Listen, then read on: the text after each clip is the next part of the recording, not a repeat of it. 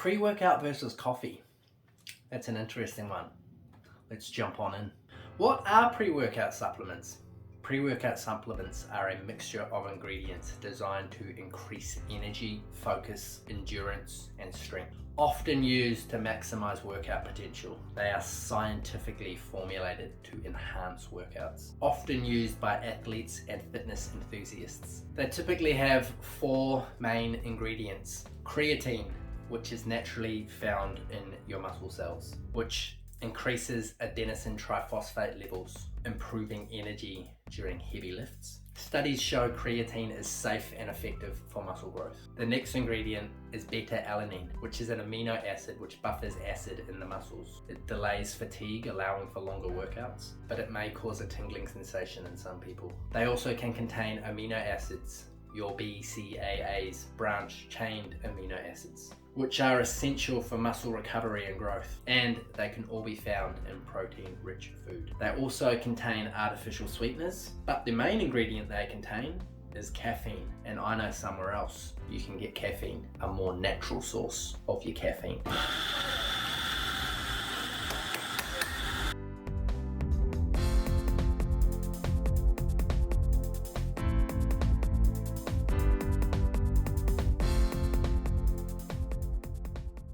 That's right, coffee. So what is coffee, for those of you who don't know? It's the elixir of life, a gift straight from gods. It's incredible. It's your natural caffeine source, grown in the hills, which we dry out, grind up, tip water over and drink. So really, what are the differences? Pre-workouts contain a whole lot of other stuff, most of it quite good, some of it not so good. And coffee is, well, coffee. Does the exact same thing for a fraction of the price, but it doesn't have all the extra little goodies. But all those extra little goodies you can find in a balanced diet.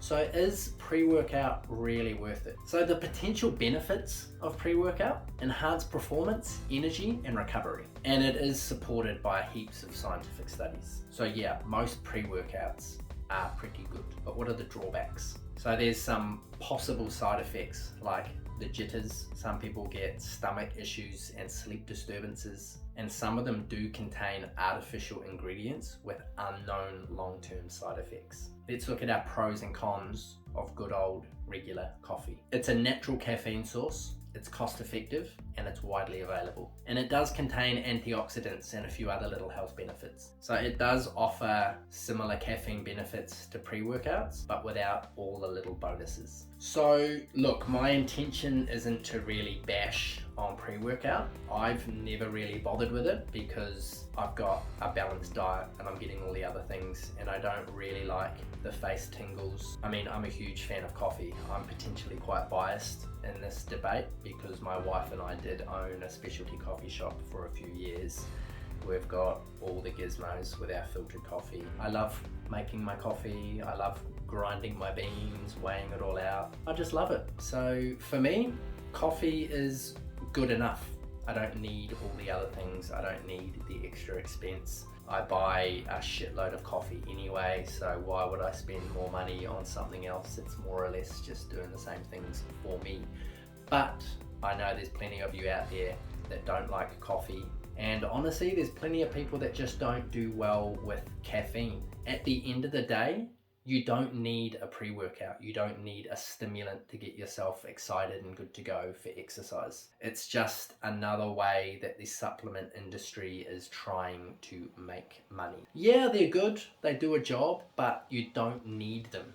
Hell, you don't need protein powder. You can get the right amount of protein in with whole foods. You got to remember, supplements is an industry, and the people behind it, they just want to make money. So at the end of the day, the choice is yours. If you're not big on caffeine anyway, try cacao.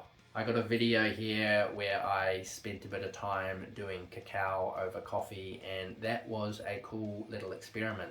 It did suck because that was full swing owning the coffee shop, and so I was there around coffee, smelling it every day and not being able to have it. But cacao does have a lot of similar effects and can really wake you up in the morning as well. If you are going to go down the coffee route instead of pre-workout, there are a few little things to consider.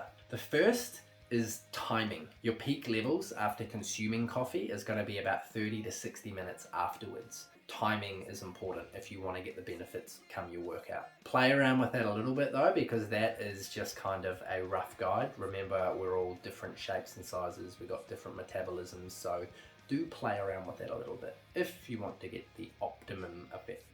Optimum dosages of caffeine are around 2 to 6 milligrams per kg. Too much caffeine can lead to a negative effect like anxiety and heart palpitations. But to be honest, I'm not weighing out or really paying too much attention to exactly how much caffeine I'm having. I know I have my 2 cups a day and that's good. Some days I just have 1. On the weekends I might have a little more or a little less. Some days I don't have any coffee at all. The point is, I never get to the point where I'm shaking and fucking skitzing out. So you know your body. Listen to your body.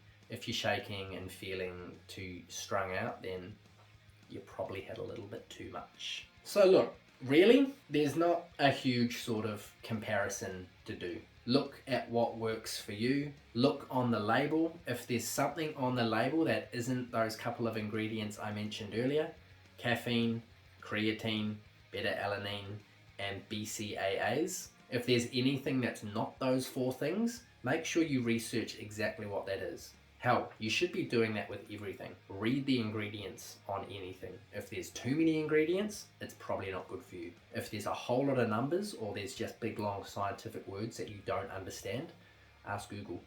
Google knows everything. Alright, well that's pretty much all the time we got for today. So make sure you give us a like, give us a subscribe.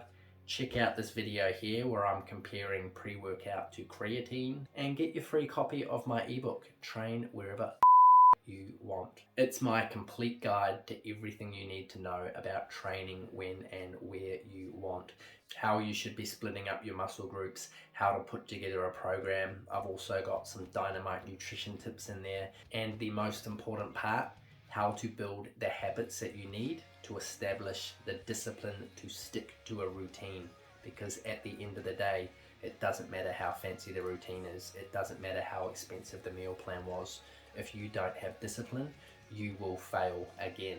And I get it, you're sick of failing, you're sick of going around in circles, so do yourself a favor, get your free copy of my ebook, Train Wherever You Want. Alright, thanks for checking out the video.